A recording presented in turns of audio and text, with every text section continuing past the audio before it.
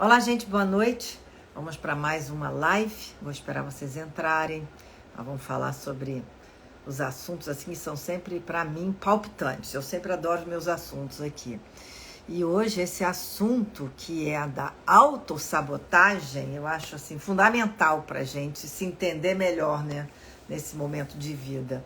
É uma coisa assim muito importante a gente entender quando é que o nosso eu tá tirando o nosso tapete, né? Puxando o nosso tapete, mostrando que a gente não tem nada para conseguir aquilo, ou que existe uma culpa ancestral que a gente carrega que o sucesso não vai chegar. Então, é muito importante quando a gente tem assim uma pessoa como o nosso entrevistado de hoje, que pode falar com tanta propriedade sobre o que é a autossabotagem.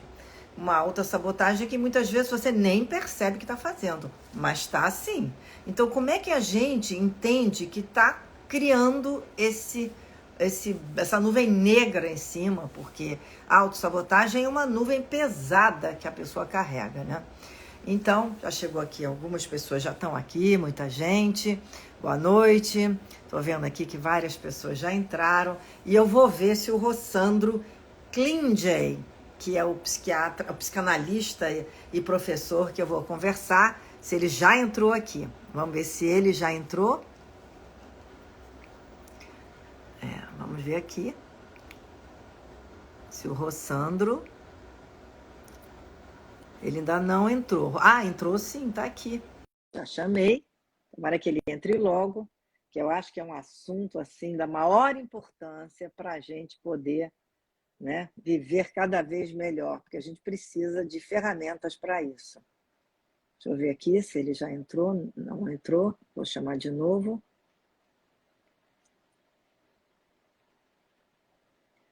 Já convidei.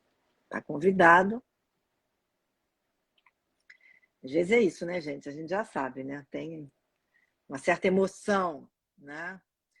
Pessoas falando que excelente tema. Também acho. Eu acho um tema maravilhoso para a gente poder conversar. Mas eu não sei por... Ele entrou, mas não está aparecendo aqui. Cadê você, Rossandro? Não entrou aqui. Você não entrou aqui. Por que não entrou aqui? Estou convidando de novo. Não está conseguindo participar, Rossandro? Não, pelo amor de Deus. Vamos lá. O que está acontecendo? Eu chamei você de novo. Pediu para entrar. Pois é, e eu chamei você.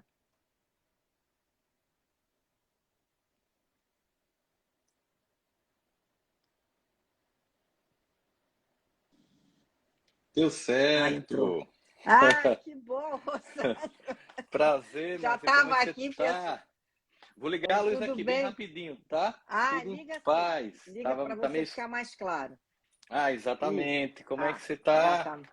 Tudo bem, graças a Deus. E acho que quero te dar parabéns aí pelo seu trabalho todo que você tem feito e tenho visto todos os seus vídeos falando assuntos tão importantes, né, Rossandro? Principalmente nesse momento que a gente ainda está na pandemia, as pessoas precisam É tanto desse acompanhamento psicológico e quero verdade. te dizer que eu tenho apreciado muito ver tudo que você tem feito, viu, Oh, Rossandro? muito obrigado. Obrigado pelo carinho com o meu trabalho. Sou filho de jornalista, então eu, meu jornalista, sei como é esse universo que me nutriu muito, porque eu sempre digo às pessoas que às vezes jornalista não é uma pessoa muito rica, não, mas é cheia de pessoas muito interessantes ao redor, que É verdade. acrescenta, pessoas com inteligência, que nos instiga. Então eu vivi nesse ecossistema de redação.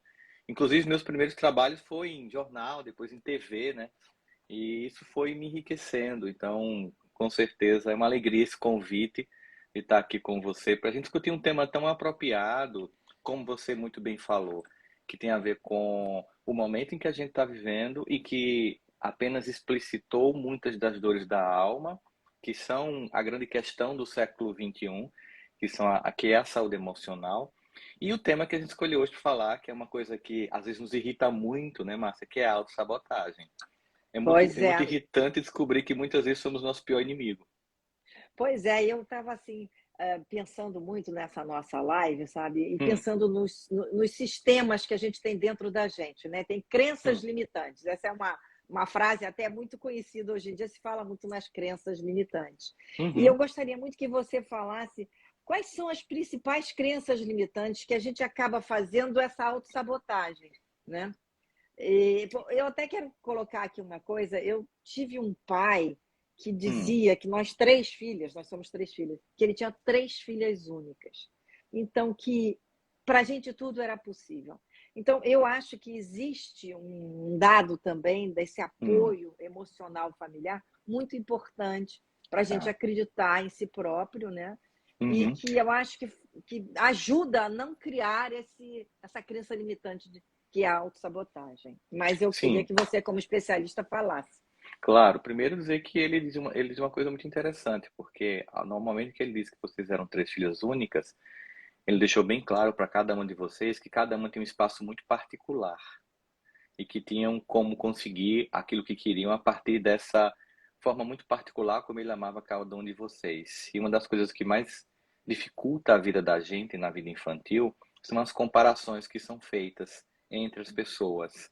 Isso nos Verdade. torna magoados com a vida, porque cada um de nós é de um jeito muito particular, cada um de nós vivencia a experiência de estar no mundo de uma forma muito única. E toda vez que alguém diz, mesmo que não seja por maldade, porque muitas vezes um pai ou uma mãe que diz, veja como a sua irmã é, veja como a sua prima fez, veja o que o seu irmão tem feito. Isso é feito com o objetivo de estimular o outro a seguir um percurso igual àquele, mas sem querer, você termina dizendo que só tem aquele modelo de conseguir o percurso. E isso faz com que as pessoas se sintam menores, e isso pode criar, sim, uma crença de que eu não tenho como conseguir o meu modelo. Se eu não conseguir resultados desse jeito, eu não vou conseguir resultados. E é tão forte isso, Márcia, pegando essa história para a gente começar a Uhum. partir dela, falar do tema da autossabotagem, que é o tema que a gente está abordando hoje. Eu estou dando uma de jornalista falando do tema várias vezes, porque como a gente entrou a legenda, que é legal, a gente tem que ficar explicando às pessoas que a gente está Claro, falando sobre autossabotagem. Então, o que que acontece? Vamos imaginar a seguinte cena, para que a gente torne isso um pouco mais didático para as pessoas. claro. Então, vamos lá, meu pai comparou-me com meu irmão ou com minha irmã e começou a dizer para mim que aquele era o único modelo. O que que isso pode resultar? Um modelo inicial é que eu não vou conseguir, porque com uma vez que eu não consigo ser como ele ou como ela, isso tem, digamos assim, me destroçado emocionalmente nessa tentativa de eu não consigo, eu vou desistir. E ao desistir, você desiste não só de fazer daquele jeito, você desiste de fazer. E isso é uma sabotagem, porque Claro. você acreditou que isso era daquele modo. Ou então acontece um outro processo, que Freud vai identificar num caso clínico famoso que ele analisa, que é o homem arruinado pelo próprio sucesso. Seria mais ou menos assim. Aquelas vozes do passado que disseram para você que só tinha daquele jeito, ou então que disseram para você quem você pensa que você é. Eu não vejo futuro para você. Ah, lá vai você, começando e sei que você não vai terminar. Não vejo você assim, tudo começa e nada termina. E essas vozes, que muitas vezes eu repito, são ditas não por maldade, não por perversidade, mas porque estão reproduzindo modelos que receberam dos avós, dos Com bisavós, e certeza. vem, sabe? Porque se a gente fosse magoar, piora tudo, que é uma outra sabotagem que a gente fala daqui a pouco.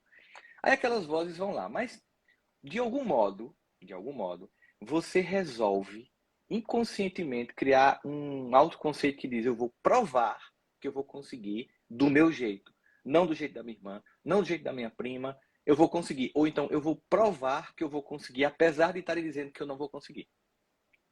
E aí você vai. Você começa a traçar sua meta, sua carreira. Isso é um processo inconsciente. E aí você consegue. Só que quando você consegue, aí tem um problema. Um lado seu venceu, mas um lado seu, aquele infantil não consolado, diz assim: mas como assim? Eu não posso ser melhor do que minha irmã, do que o meu primo, do que a minha irmã. Aí você se sabota. Você Uhum. arruína o seu sucesso porque você quer voltar para aquele lugar daquela voz que dizia: você não pode, tem que ser desse jeito. Só para a gente Exatamente. ter uma ideia do que pode acontecer aí, Uhum. são muitas variáveis em jogo. Aliás, também tem uma coisa que às vezes a gente vê, tem certas famílias que já têm uma história de não sucesso, vamos dizer assim, É. das pessoas se darem mal. trabalham, mas não conseguem, e estão sempre ali remando, né, com a Uhum. dificuldade. E as pessoas também, aí você colocou, a pessoa vai fazer sucesso. Não, eu vou. Mas aí ela também fica achando que ela está rompendo um padrão. E às vezes esse É, romper um padrão leva a culpa. Isso leva a não é culpa. uma autossabotagem também? Isso é o que a gente chamaria, a partir da teorias sistêmicas, por exemplo, né, familiares, vai chamar de amor cego. É uma fidelidade patológica. É tipo assim, se todo mundo na minha família tá, e aqui nada contra isso, é só pra gente ter uma ideia, né? Lógico. Se todo mundo é muito obeso e eu de repente resolvo ficar magro, eu perco pertencimento. Se todo mundo torce pelo Flamengo e eu vou torcer pelo Botafogo, acontece a mesma coisa. Eu começo a ser um pouco excluído. Se todo mundo é de uma religião e eu vou para outra, há um estresse e uma exclusão. Significa dizer o seguinte, que toda vez que eu rompo com o clã, não é romper com o clã, mas eu rompo com um padrão do clã para ir para um outro ponto, o clã se estressa. Ainda assim, você percebe uma tendência de que no fundo, o clã quer que alguém rompa aquilo, que alguém diga é possível e que abra condição para que todas as outras pessoas que vêm depois nessa família possam fazer diferente. Vamos dar um exemplo aí bem clássico que eu acho muito didático, né? Imagina quando Rita Lee diz pro pai dela: não vou fazer universidade, eu não vou ser dentista, não, eu vou ser Uhum. cantora de rock. Aí o pai diz assim: foi quando meu pai me disse, filha, você é ovelha negra da Ovelha negra da família, família. então Eu é a adoro essa hora de música. você assumir e É. sumir. Baby, baby, não adianta chorar. Olha o que ela está dizendo. Ó. Quando eu disse pro meu pai que eu não ia ser a menina que fazia faculdade, ele não aceitou. O clã não aceitou. E eu perdi pertencimento e tive que me virar. Mas eu tenho absoluta convicção que o pai dela era orgulhoso de ter uma filha que marcou a história da música Claro. brasileira. Mas ela teve que ter coragem de fazer o percurso dela e suportar esse deserto inicial que a gente tem que ter quando a gente perde o pertencimento para sermos quem queremos ser. Só que muita gente não suporta isso. Ou então, algumas famílias, num tom mais patológico, não só fazem com que você sinta que você é diferente, como começam a te excluir por causa da sua escolha. E isso gera uma dor tão grande que as pessoas preferem deixar de construir os próprios sonhos e se sabotam para não perder esse lugar de amor, ainda que um amor não funcional. Gente, mas o ser humano tem uma capacidade de ter pensamentos tortuosos, que é uma coisa Uau! incrível, né, Rossandro? Porque, na verdade, todo mundo quer conseguir aquilo que lhe faz feliz, né? Seja Exato. na parte criativa, seja na parte financeira. Enfim, você quer chegar a um lugar que você se sinta realizado. Mas são tantos apetrechos que se agregam a essa personalidade que muitas vezes a pessoa desiste no caminho, né? Mas eu queria que você explica também, tem sempre aquela história daquela voz, né? Que fala dentro da sua cabeça, não vai dar certo, não vai dar certo, não vai dar certo, vai dar certo, vai dar certo, vai dar certo. Quando é que você consegue ouvir mais uma voz do que a outra? Eu vou dar um exemplo. Eu, em todas as coisas que eu fiz na minha vida, debate presidencial, coisas lá fora, projetos internacionais de reportagens que eu fiz, sempre eu achei que ia dar certo. A gente achar que vai dar certo é um ingrediente importante para que a coisa dê certo. A gente tem que ir com esse foco. Vai dar certo. É uma variável significativa, ela não é decisória. Então, achar que vai dar certo não torna aquilo uma coisa que vai funcionar. Mas certamente achar que vai dar errado, vai tornar muito mais fácil aquilo não Dá funcionar. errado, Então, né? é uma variável, sim. Hoje tem estudos sobre isso, quanto pensar positivamente. Aí não tem nada a ver com positividade tóxica, nem com alienação Uhum. do tipo, eu vou fazer um debate presidencial, então vai dar certo, e porque vai dar certo, eu não vou te dar o perfil dos candidatos, eu não vou te dar os Uhum. debates Ah, anteriores, não. Tem que se entendeu? preparar. Tem seu Claro. job, então vai dar certo, mas eu tenho que fazer a minha parte. O que é que as pessoas pensam com a positividade? Uma coisa muito infantilizada, que eu sei que não é o caso, você está perguntando, Uhum. mas a gente aproveita para ampliar a Claro, resposta. claro. Tem gente que acha de fato que não, eu vou pensar, ou eu vou para o espelho e dizer vai dar certo, e não Ah, bom, realiza. magicamente a coisa vai É, a funcionar. gente, a Uhum. gente tem uma vontade muito grande, algumas pessoas têm uma vontade muito grande de que as coisas aconteçam sem esforço. Isso é um Não desejo dá. humano. E assim, isso é talvez a maior mentira que se conte para as pessoas. Eu acho que é importante toda vez que alguém consegue chegar lá, que ela sempre que possa, ela conte o percurso. Porque no percurso você vai perceber que teve dias muito difíceis, muito solitários, que teve dias de quedas profundas em que você pensou em desistir, mas que você resistiu e continuou. É importante as pessoas olharem o seu percurso para elas não acharem que foi um pulo mágico que te botou daqui para ali.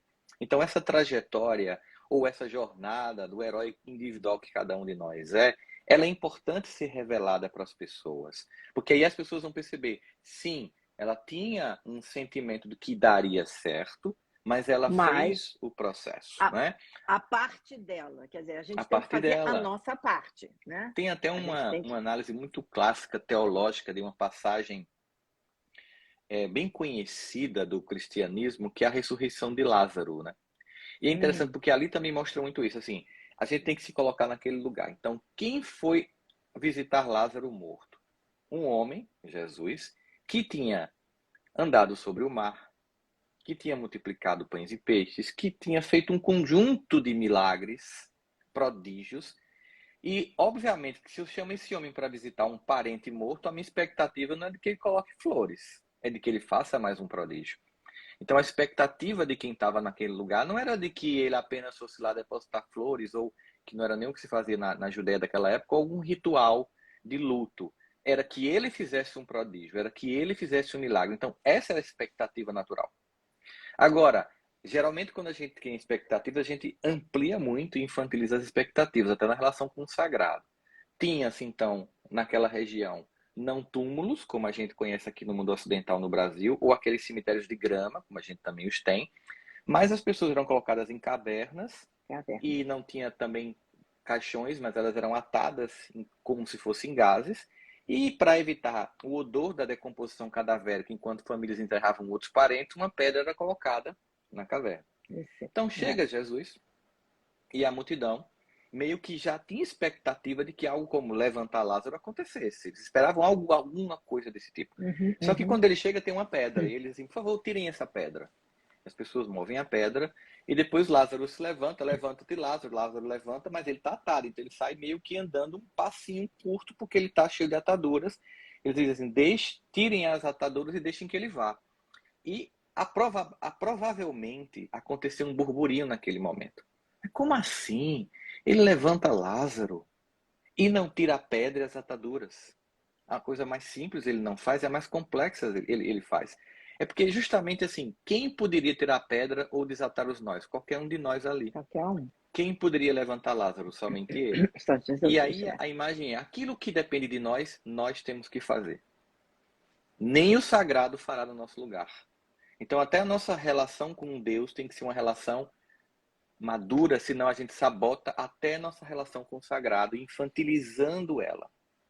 Eu acho isso muito importante que você falou, porque eu acho que a pessoa tem que fazer a sua parte, né? Inclusive, quando a gente reza, ora, enfim, a gente tem que fazer, pode até pedir ajuda, mas sabendo que está fazendo a parte que lhe cabe, né? Acho que na Exato. vida a gente tem que fazer sempre a nossa parte. Estudar quando tem que estudar, trabalhar quando tem que trabalhar e agir como tem que agir. Eu não sei se você lembra desse livro O Segredo, que foi Sim, muito falado, tava que era pensando uma coisa nele. quase mágica, que você, quando você Era. falou da coisa mágica, eu vou idealizar, o cara até dava uns exemplos, né, de carro, casa, e vou ter esse carro, essa casa. Quer dizer, isso para mim é o positivismo mágico, né? De Tóxico, que a é. pessoa, tóxico, que a pessoa só quer e não faz nada, mas está focando naquilo.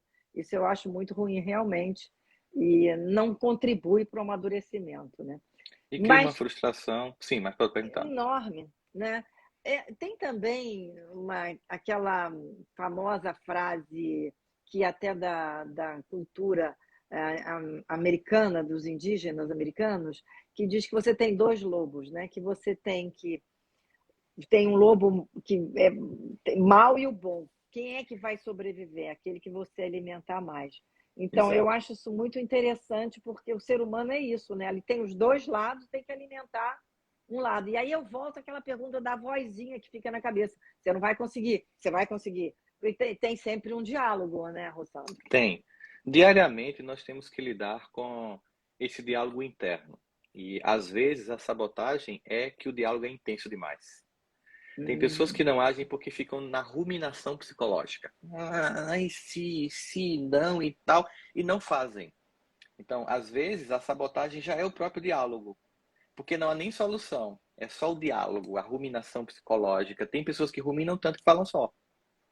E tá pensando o quê? Ah, não é assim que vai ficar, não. E quando você vê, a pessoa tá brigando com a imaginação dela. Então, isso acontece com muitas pessoas. E uma das formas é encarar esse diálogo como uma realidade sua, ou seja, de fato existe em mim uma sombra psíquica, que Jung vai chamar de sombra, né, um arquétipo, ou seja, um padrão psíquico que se traduz em aspectos da nossa personalidade que a gente não julga coerentes com o que a gente quer demonstrar ser, e aqueles que a gente acha que é legal ser.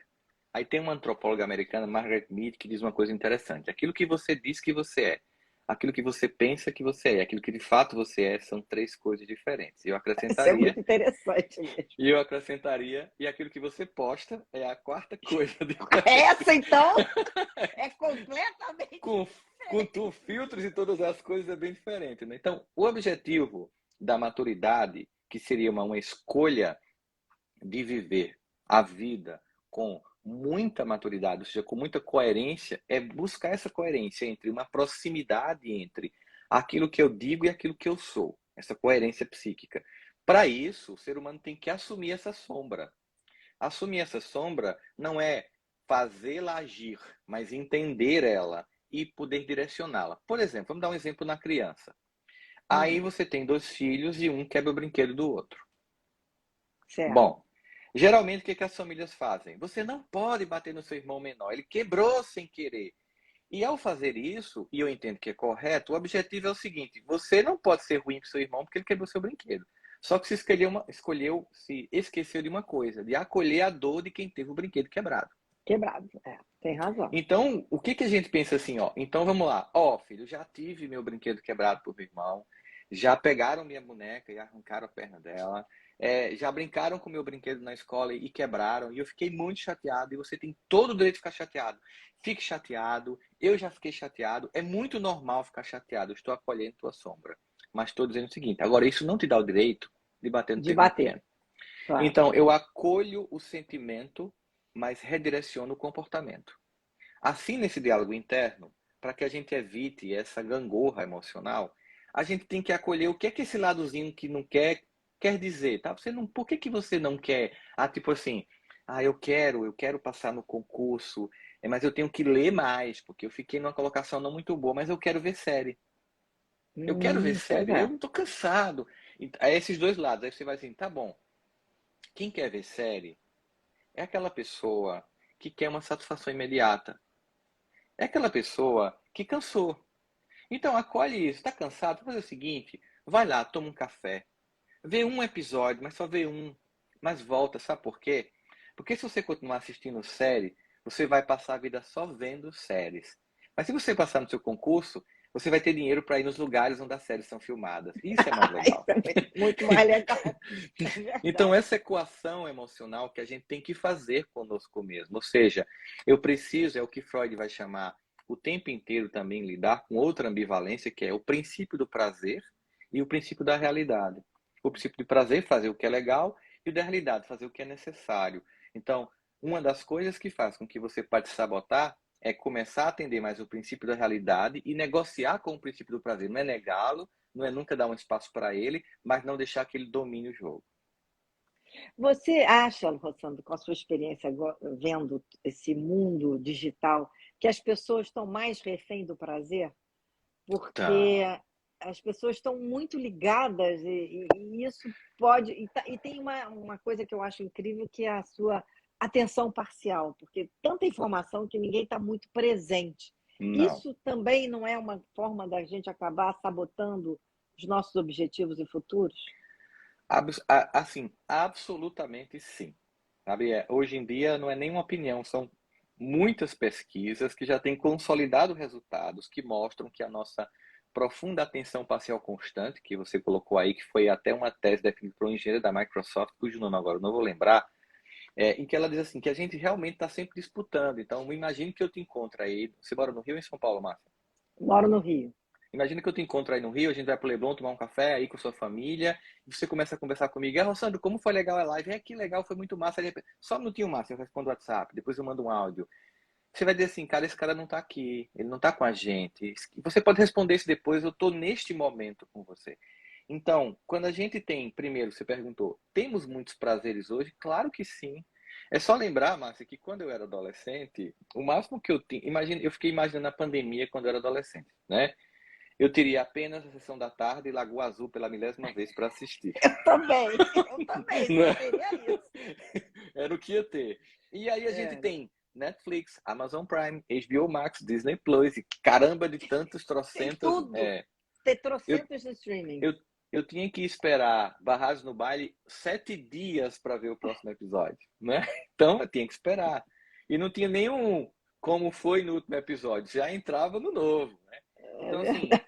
nós temos isso, nós temos YouTube, nós temos TikTok, nós temos tantas coisas, inclusive que são feitas com o objetivo de gerar severa dependência psíquica. Há uma cadeira Stanford, a universidade fica como base do Vale do Silício, de onde saiu Steve Jobs e muita gente, que é como criar, a partir de aplicativos e gadgets, que são os smartphones e outras coisas, a atenção constante das pessoas no equipamento, para que as pessoas se desloquem e fiquem vendo propaganda. E Mas aí, o isso que é que uma acontece? droga, né? Esse é É o uma princípio da droga. droga, da dependência da É, droga, né? é um vício. Hoje é considerado um vício por muitos pesquisadores. As pessoas ficam com dificuldade. Se a gente tivesse aí com essas quase 850 pessoas que estão nos vendo aí, eu perguntasse assim, quem aqui, as pessoas não levantariam para não se expor, mas já que você não vai se expor, pense, quem aqui vai para o banheiro com o celular na mão? Aí, sabe assim, tipo, não, já que eu tô aqui, deixa eu ver um videozinho, deixa eu aproveitar e passar um WhatsApp. A gente só não leva para tomar banho, gente. Quer Porque dizer, olha, molha, né? é Porque porque vai molhou, molhar então e coloca um estragar. podcast lá e fica escutando, mas às vezes a gente precisa, por exemplo, vai caminhar, faz a experiência de só caminhar, sem, é aquela coisa de operacionalizar. Então, esse vício vai desde quem não vai produzir nada, tipo assim, eu Uhum. fico só vendo séries, só vendo coisas e não produzo e saboto minha vida, ou até quem está bem profissionalmente, mas começa a fazer outro tipo de sabotagem, começa a se exigir tanto, começa a querer fazer tanto resultado que vai caminhar ouvindo um podcast, entende? Porque tem que tornar útil e termina tendo um burnout, que é um processo de queimar-se por dentro, porque você se exige tanto que você termina se sabotando. Então, as formas como a sabotagem vai chegar na vida de cada pessoa, como ela vai se insinuar ou se explicitar, é uma coisa que a gente vai estar lendo. É uma leitura muito pessoal, de consciência de si. Mas aí tem uma outra questão. Sociedade, ela não cria estímulo nenhum para você refletir sobre você mesmo. Pois é. Não. Eu acho isso assim uma coisa assim, é uma perda para o ser humano, porque É. esse encontro com você mesmo, até já fiz uns vídeos sobre isso, é muito importante para você conversar com você mesmo. Sim. E aí essa constante atenção, né, que a gente fica no mundo digital, não dá para você fazer essa construção, não dá. De jeito nenhum, Márcio. E sabe qual é o nosso maior vício hoje? Hum, É a fuga de nós mesmos. pois As é. pessoas sempre pensam assim, não, é alguma droga, lista ou ilícita, mas assim, toda vez que você tem silêncio, você pode observar, tá todo mundo conversando numa mesa. De repente, o papo temático daquele momento esgota. Ou para todo mundo, ou para algumas pessoas. Assim que se esgota, as pessoas pegam o telefone. Certo? Ou ela está sozinha em casa, ela pega o telefone. Ou ela está no aeroporto, eu viajo muito, todo mundo com o telefone. Era uma bênção quando não tinha Wi-Fi dentro do avião. Para mim foi um prejuízo ter Wi-Fi dentro do avião. Era um dos É. poucos momentos que ninguém me mandava um WhatsApp, que ninguém mandava um e-mail, que ninguém pedia uma coisa. E que eu ficava ali 3 horas de silêncio, às vezes lendo com calma, refletindo, olhando para as nuvens. Eu criei músicas voando de madrugada, coisas assim incríveis. Então, essa capacidade. Hoje, a desconexão é um luxo E, ao mesmo tempo, é uma escolha que devemos fazer. Tá, profissionalmente, durante aquele horário do dia, estamos lá, tá, web WhatsApp aberto, tal, respondendo, e-mail, vai. Chega um momento que faz o seguinte, se desconecta. Porque essa profunda conexão virtual, ela tem gerado um profundo prejuízo de desconexão pessoal. E nós estamos tornando muito rasas as nossas relações reais. A gente não está mais Isso, conhecendo quem está do nosso lado e a isso é gente está mais. perdendo nuances importantes de quem convive conosco. Eu acho que isso é uma das coisas mais preocupantes hoje em dia. Para mim, quando eu olho isso, me preocupo com as gerações que estão chegando, com essa criançada toda que ficou em casa por causa da pandemia e teve que aprender, né, e estudar através de computadores e laptops, que eles já estão conectados muito desde cedo, né? E que Uhum. isso vai levando. E uma outra coisa que eu tenho achado assim incrível, eu até fiz uma reflexão sobre isso, não publiquei, o metaverso, né? Que é uma realidade que não é sua, que você vai viver dentro daquela realidade com um avatar e que não é você, mas é o que você talvez gostaria de ser. Então, eu É, acho que isso, psicologicamente, eu não sei que conexão isso vai ter, que que impacto isso desconexão vai vai ter, ter. né? Eu fico preocupadíssima. Que impacto. Você, como psicólogo, Rossandro, o que você acha disso? Você não acha que isso pode ser algo assim muito assim, um caminho muito perigoso de alguma forma para Ó, toda a nova sanidade tecnologia. mental, vamos É, dizer assim. toda nova tecnologia que chega, ela provoca disrupturas, ela coloca em xeque padrões emocionais, mas, ao mesmo tempo, a gente tem que viver a experiência, porque primeiro isso vai acontecer, não é uma escolha minha nem Vai, sua de que não aconteça. não, é a Do mesmo jeito realidade. que as redes sociais que a gente está aqui agora, e o que que a gente está fazendo aqui agora? A gente está usando a própria rede social, que pode ser um lugar em que você vai apenas é, se divertir ou não acrescentar nada, e a gente está usando esse mesmo lugar para criar um diálogo que acrescente. A gente está fazendo isso aqui agora, a gente está invertendo a ordem, a gente está fazendo Sim, essas quase 900 pessoas refletir conosco. Então a gente mas pode você fazer é isso. você, você é você, eu sou É, eu. Nós estamos aqui, nós. exatamente.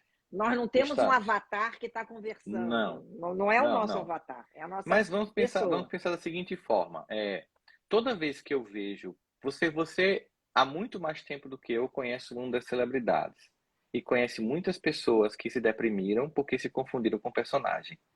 Não é Uhum, verdade? uhum. Isso para mim é um avatar. Claro, Não é um sim, avatar? É uma espécie de, mas isso é uma faixa, de certa forma, pequena. é. Esse mundo do metaverso vai dar a chance de todo mundo ser isso, né? Mas vamos fazer o seguinte, vamos voltar um passo atrás. Veja só, antes das redes sociais, só quem tinha essas personagens eram as celebridades. Concorda Uhum. comigo? Agora todo mundo é celebridade. Com as redes sociais, todo mundo é uma Verdade. espécie de celebridade, É. não é? E cria personagens, avatares. Os filtros, as coisas são uma espécie de avatar. A grande questão é, você pode até experimentar certas coisas e utilizar de certos recursos, o que você não pode nunca é se confundir com isso. Isso é perigosíssimo. Lembra de Caetano Veloso, não leve o personagem para a cama? Então, assim, você não leva o personagem para a cama, para casa, para a relação a dois. Porque o que faz muita gente se deprimir, a gente tá vendo aí muitas celebridades, pessoas que têm milhões de seguidores na internet, eu tô deprimido, eu não tô bem. Ou porque começou a conflitar demais com todo mundo e começou a sentir o peso dos haters e que o conflito nem sempre é um caminho. Ou porque começaram a se confundir com o personagem e perderam a essência. Então, isso é Uhum. um fato. O que vai acontecer com o metaverso, e aí sim a gente está na mesma página, vai ficar tão mais sofisticada a criação desse avatar que eu posso, por exemplo, gastar horas montando a roupa do meu avatar, a forma, talvez, por exemplo, se vamos imaginar que eu sonhasse em ter um olho verde, na minha realidade eu não tenho, mas o meu avatar vai ter. E aí pode chegar um ponto em que isso cria um prazer tanto no virtual, tão virtual, que o real começa a se tornar desinteressante. Aliás, para muita gente hoje o Esse é o meu real é receio. desinteressante. Eu acredito Esse que é o isso vai receio. acontecer. Eu acredito que vai acontecer para muita gente, sabe, Márcia? E o que é que as consequências disso A gente não vai sabe, né? abalar o psiquismo coletivo e vai chamar a atenção. Por exemplo, o governo chinês aprovou recentemente, cerca de 2 meses, uma lei para que que as famílias proibissem e diminuíssem gritantemente o uso de smartphones e jogos. E a família comemorou. Eu fiquei pensando, se na China o governo teve que aprovar uma lei e os pais comemoraram, aqui a gente está bem complicado então, porque no mundo ocidental, né, Pois não tem uma é. lei, por exemplo, os meninos levam o telefone para a escola, estão assistindo aula de matemática, mas estão olhando um vídeo no TikTok, ou seja, não estão aprendendo absolutamente nada. E quando se começa a sentir, aí quando é que a gente muda? Quando o preço disso começa a ser alto, quando a gente vê, por exemplo, hoje um alto índice de suicídio infantil juvenil, que não era no radar 10 anos atrás, crianças só queriam Isso é muito brincar triste. e hoje elas Muito pensam em se triste. matar. Isso não estava no radar, era considerado, Márcia, quando me formei, exceção clínica. E hoje é feijão com arroz de consultório psicológico. Isso é muito Isso é doloroso. dramático. E talvez na dor imensa a gente pare e pense, opa, peraí, não vamos criar a Matrix, né? Ou vamos, mas com muitas regras, com muitos senão, para que ela não domine a realidade como ela já tem dominado. Para que o real seja mais imperioso, porque a gente não se abastece emocionalmente no virtual. Ponto. Ponto, A não gente tem. só se É abastece diferente. no real. Não, Não pois é. adianta um monte de gente te dizendo que lindo, que post massa, se em casa Não, você você não não tem está feliz. amor, não tem pertencimento, não tem conexão afetiva, porque inclusive a pandemia foi muito didática nisso, né? A nossa virtualização das relações, ela mostrou a importância da relação real. Ela nunca substituirá o toque, o estar juntos e as trocas que são mais intensas ao vivo. E É. ficou patente para a família, ficou patente para a escola, ficou patente para a sociedade toda. Então, assim, que a gente tenha talvez um cansaço de telas, que algumas pessoas comecem a fazer Já tem uma geração de pessoas começando a deserção desse universo, fazendo desconexões. Eu assumi um compromisso comigo e hoje eu uso muito menos smartphone do que antes, eu fico muito menos conectado do que antes. Eu tenho até aqueles programinhas que tem no smartphone que analisa como foi sua semana em uso do smartphone, que me ajuda bastante para fazer essa medida. Eu consigo, por exemplo, assistir uma série olhando para a série. Tem muita gente que assiste a série com o telefone do lado. Eu consigo ouvir música e ouvir a música. E, sabe, isso é importante porque é uma forma de fazer uma coisa de cada vez, porque a retenção, ou dos afetos, ou das pessoas, ou do conhecimento, só existe com atenção. Sem atenção, eu não tenho retenção. Então é Isso eu muito acho importante isso. importantíssimo você falar isso, sabe, ô Sandro? Porque essa atenção parcial está trazendo uma superficialidade muito grande Profunda. nas relações, né? Sim, sim. E isso é muito preocupante. Eu não sei, eu acho que nada substitui uma pessoa ter uma relação verdadeira. Então, eu tenho netos, então eu fico assim pensando como é que vai ser esse futuro. Esse deu um dado agora preocupante demais, porque a gente fica Hum, pensando que esse estresse, esse burnout e essa sensação de vazio seria mais numa faixa etária mais avançada, vamos dizer hum. assim, né? É E não. chegando nos jovens e nas crianças, isso é muito dramático. É muito forte, inclusive porque as pessoas com a idade de 50, 60 a mais, são pessoas que vêm de uma geração que não é nativa digital. Então, são pessoas que, inclusive, Eu. também sou, são pessoas que também aprenderam a fazer coisas em casa quando não tinha nenhum equipamento para distrair. Então, a gente vai, sei lá, cozinhar, vai, sabe, lavar um prato, Eu fazer fui alguma cozinhar, coisa, adorei. Fui cozinhar, né? aprendi muita Então, coisa na assim, cozinha. e as pessoas começam já essa geração, ela nasce nativa digital, então ela nasce com uma dependência muito mais desse universo digital e com os prejuízos que isso acarreta. Quando você vê aquele artigo que foi publicado, se eu não me engano, em 2019, dezembro, de um jornal de Los Angeles, falando que se descobriu que nas escolas do Vale do Silício, onde estudam os filhos dos donos das empresas tecnológicas, não Não existe telefone, existe. nem tablet, nem computador. Estão nos Eu achei isso enganando. uma maldade, né? Quer dizer que Estão nos para eles não, para os enganando. nossos tudo, né? Para os nossos filhos podem acessar celular, inclusive na escola. Os deles Dele não. não, Se eles não olha. acessam, É, inclusive nesse livro aqui, Help Me Eduque, que é um dos livros que eu lancei, eu até hum, cito uma entrevista que o Bill Gates com Melinda Dunn acho que do Sun, lá de Londres, e aí perguntam assim, seus filhos, eles brigam muito por causa do celular? E ele diz assim, não, nossos filhos só acessam o celular, as filhas, me parece, são duas, a partir dos 14 anos, né? E E somente, por exemplo, nas horas corretas. Então, elas não acessam o celular quando estão conosco na refeição, elas não dormem com o celular no quarto, elas não usam o celular indo para a escola, porque é o momento de nós dialogarmos. Elas gostam disso? Não. E o que é que elas dizem? O que toda criança diz, né, adolescente? Mas pai todo mundo tem. E o que vocês Tem. respondem? O que todo pai responde, mas eu não sou o pai de todo mundo. Um clássico, Um simples assim. clássico, simples, é Simples assim. verdade. Quer Eu sei dizer, que, às vezes, depois de um dia cansado, tal, você chega lá e a criança demandando de você, ai, toma, vai, que eu quero ver o jornal. Aí você dá lá um smartphone. Gente, pontualmente isso, está no restaurante, e claro que para o restaurante é uma coisa interessante para os 5 anos. Você dá pontualmente celular para ela assistir lá o desenhozinho dela, é uma coisa. Viver entregando isso para se eximir de estar ali naquela relação, isso acarreta um prejuízo. Tem uma experiência psicológica que é a ausência do olhar da mãe ou do pai para a criança. Ela está lá e está sendo ignorada. As pesquisas mostram que estar lá ignorando a criança tem um peso psicológico maior do que o espancamento. é Porque, mesmo um porque peso veja só, pior do que o não que eu não espancamento? estou defendendo o espancamento, fique bem claro, a gente tem que ser Não, bem lógico, cuidadoso em cada palavra, né? é Hoje em dia, lógico. né? É. Mas entenda, que a criança, quando ela é espancada, é como se ela fizesse uma leitura de que está tocando em mim, de todo modo. Mas quando ela é ignorada, eu não existo, eu sou É. invisível. E essa invisibilidade desse olhar, você imagina, eu fico imaginando uma mãe amamentando a criança, e muitas pesquisas mostraram que a coisa mais importante para a criança naquele momento não é nem a nutrição, é a Olhar, troca de né? olhares. É Imagina verdade. uma mãe amamentando a criança Vendo o e celular. olhando o Instagram ou conversando com a amiga. Assim, isso tem um prejuízo.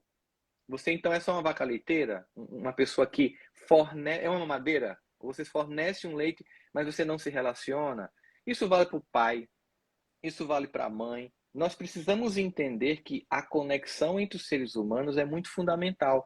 E essa conexão se dá pelo olhar, pelas trocas. E toda vez que o equipamento está entre nós, ele diminui essa conexão, ele empobrece essa conexão. E ao fazer isso, no caso das crianças, você inibe o desenvolvimento emocional, que é Gente, isso é fundamental. dramático isso, hein? É. Eu não tinha pensado nessa coisa da mãe amamentar que não olha. Quem teve filho, amamentou, no meu caso, amamentei, você sabe que você está olhando a criança e a criança está olhando para você. Precisa ter essa conexão. Isso eu não tinha É, imaginado isso, achei isso entre dramático. pai e mãe, porque inclusive quando tá assim, o pai que vai dar a mamadeira fazer a mesma coisa. Ou seja, aquele ou aquela que tem essa função de educar, tem que entender que educar é um conjunto de tarefas a serem exercidas, que não é só repassar conhecimento, mas é construir afeto. Nós somos um animal afetivo. O que nos caracteriza muito é a sofisticação do afeto, que é o amor, por exemplo. Então, é preciso que a gente construa e ressignifique e reconstrua essa relação e aprimore ela. O que nós temos hoje é um conjunto. Veja que irônico. Temos a geração que tem mais liberdade sexual de toda a história humana, no mundo ocidental, que, ainda que com crise não seja acessível para todo mundo, mas que tem maior poder de compra de toda a história humana. Eu sou da época do Conga que chute bamba, e hoje você entra numa loja de tênis, tem tanta variedade que você nem sabe o que você leva para casa, É não é? verdade, Não é? A é gente verdade. tem uma geração que nunca teve tanta liberdade política, tanto período de paz, da Segunda Guerra Mundial para cá, nenhum conflito global aconteceu. Que é muito tempo desde lá para cá. É o maior período longevo de paz da história humana. E, ironicamente, nós somos a mais depressiva, suicida, dependente e viciada de sociedade da história humana. Então tem alguma coisa errada. E Muito a coisa errado. errada não é essas conquistas que estão erradas, é o desraizamento. As pessoas não estão enraizadas no núcleo familiar e nas relações, porque nós estamos distraídos, nós estamos desconectados. A conexão virtual desconectou o real. Então, o metaverso vai ampliar isso, mas a Não vai? conexão vai, Vai vai. ser. Agora, e outra coisa que a gente fica pensando também são as relações amorosas, né? Está um documentário agora na Netflix falando sobre o do Tinder, né? Tem um título, enfim, é o cara do Tinder que encontra mulheres pelo Uhum. Tinder e ele dá golpes. Com essa, inclusive com essa pandemia, que já se vão aí 2 anos, as pessoas acabaram usando muito esse meio de se relacionar. E as relações ficam também sujeitas ao mundo digital, muitas vezes, e ficam muito assim fluidas, como eles chamam agora. É tudo fluido, né? E uma relação não pode ser fluida, porque as pessoas querem ter pertencimento. Como é que você vê isso, Rossandro? No momento em que você acha, assim, aqui, que você vai conseguir conexão com essa fluidez, você vai encontrar um vazio. A pessoa tem o direito de fazer isso, dela tem, só que ela não vai encontrar aquilo que a gente busca, que é o que você falou, pertencimento. Porque para a gente ter pertencimento, tem que ter investimento de tempo na relação. Aquele comer 1 quilo de sal juntos, né? Mas é juntos, né? Se você come 1 quilo de sal, cada um com seu smartphone, não está junto, não. É comer 1 quilo de sal junto, Junto. vivendo aquela experiência, para que a gente possa entender que se eu quero sentir que aquela é uma relação que nós nos construímos juntos, nós damos apoio um para o outro, é preciso que haja o mínimo de contrato afetivo. E se ele é fluido, não existe, sabe? É uma relação em que você não tem um compromisso que não seja só com prazer. E embora o prazer seja legal, se ele não vem acompanhado daquilo que é o que torna ele muito legal, o prazer como sendo a cereja do bolo de alguém que se ama, de uma relação que tem profundidade, é uma coisa que começa a não ter sentido. Porque, veja só, quando as coisas são fáceis e que não existe um mínimo esforço, elas não têm sabor nenhum.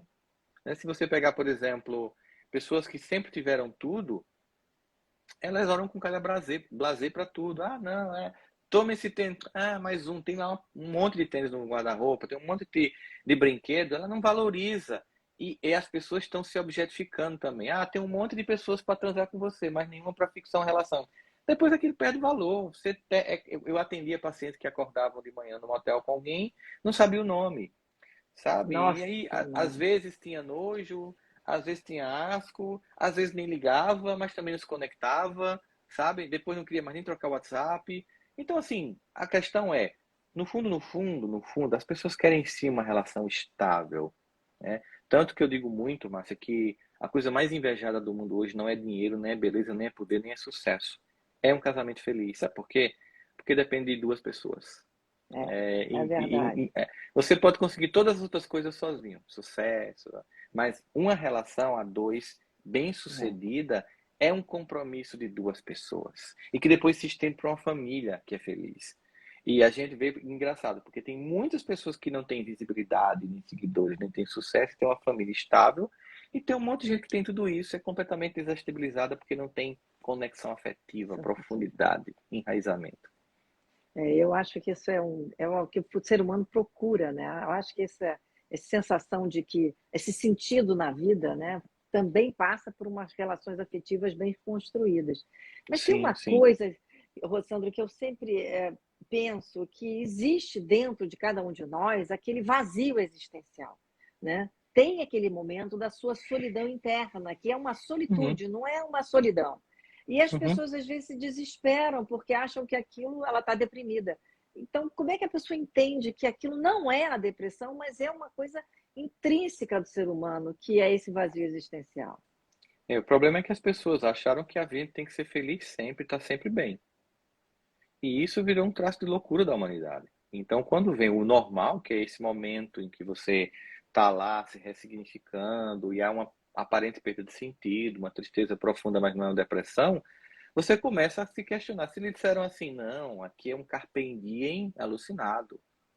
Ah, tem aquela música de Caetano Veloso, tudo métrica, rima e nunca dor. Não, não é assim. A vida é real e de viés, como diz na música Coqueireiros. Então, assim, eu queria querer te amar, amor, construirmos dulcíssima prisão, encontrar a mais justa adequação, tudo métrica, rima e nunca dor. Imagina um trabalho, tudo métrica, rima e nunca dor, né?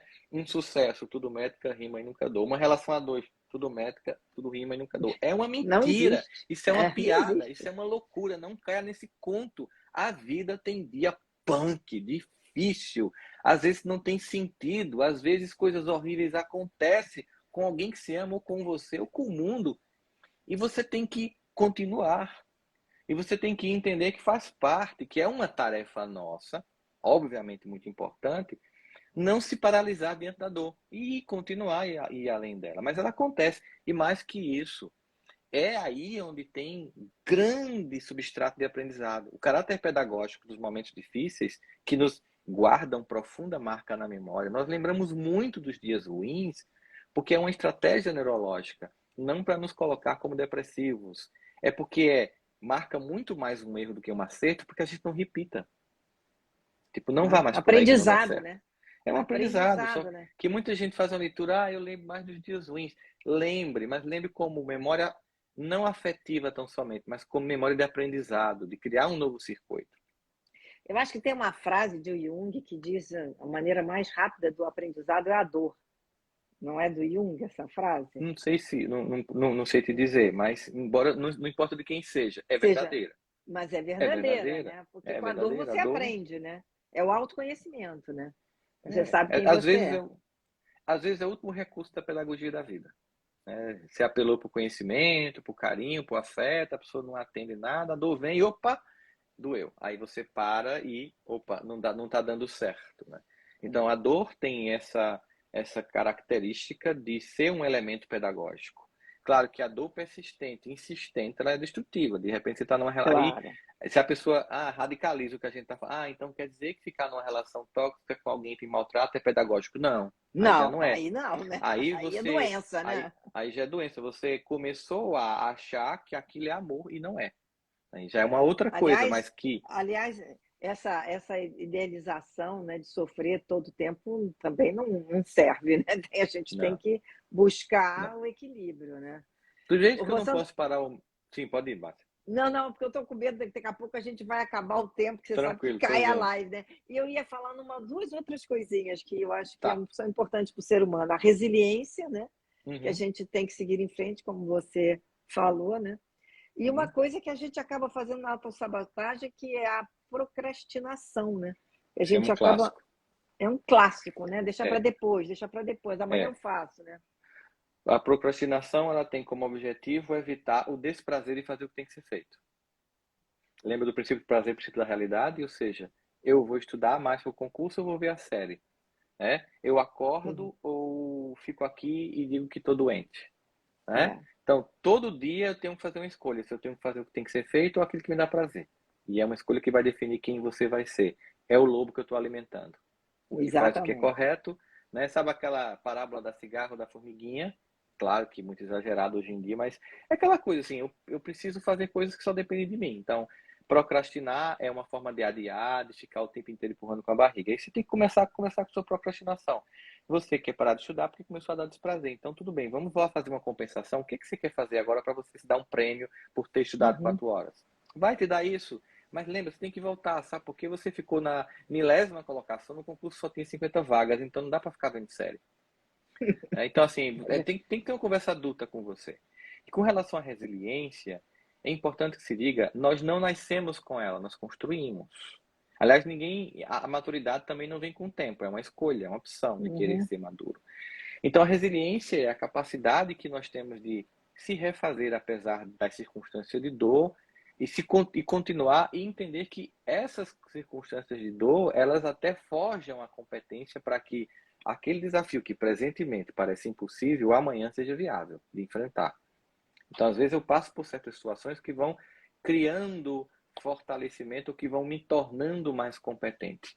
E aí eu vou entendendo isso, mas tem um limite, porque tem hora que é tanta dor que é uma falência de resiliência. Por exemplo, a gente perdeu tanta gente na pandemia, Ai, teve nossa, semana aqui na minha cidade que tantas pessoas conhecidas morriam, que teve um momento que você não conseguia mais nem elaborar o luto, não dava tempo. é É uma verdade. falência de resiliência, né? Faz parte, às vezes, da nossa vida, a gente está num momento de tanta dor, são tantas variáveis, que faz com que a gente muitas vezes tenha que se reinventar. Mas como é uma escolha, ou seja, se você sente que você não tem isso e você está sabendo que é uma construção, vá lá e comece esse processo, porque não espere que isso surja ou que alguém te entregue ou por osmose passe para você. É É uma verdade, tarefa inadeável. não vai Não. chegar por mágica. Rossandro, olha, eu tenho que me despedir de você, infelizmente. Eu adorei a nossa live, foi maravilhosa. Acho que as pessoas precisam de de abordagens que nem você dá, porque você é muito claro nas suas abordagens, é muito fácil emocionalmente da pessoa seguir o que você fala, porque tem que ter esse lado emocional que a pessoa tem que, né, abraçar aquela causa, né? Então, quero te agradecer muito, foi maravilhoso. Espero poder repetir com você um outro assunto aqui que a gente possa falar também, tá? Claro. E desejar a você sempre muito sucesso. Márcia, muito obrigado pelo convite. Fico muito feliz com esse papo, que ele possa ter acrescentado aí para quem nos ouviu. Parabéns por usar sua visibilidade, seu canal também para levar lucidez, né? A gente está precisando levar lucidez nesse mundo com tanta caoticidade. Então, foi um prazer imenso a gente ter participado hoje à noite. Muito obrigado, Rossandro. Uma boa noite para você e uma boa noite para todos vocês. Espero que tenham aproveitado bastante aqui na nossa live. Vai ficar gravado no IGTV e depois para o YouTube. Obrigada e uma boa noite. Boa noite.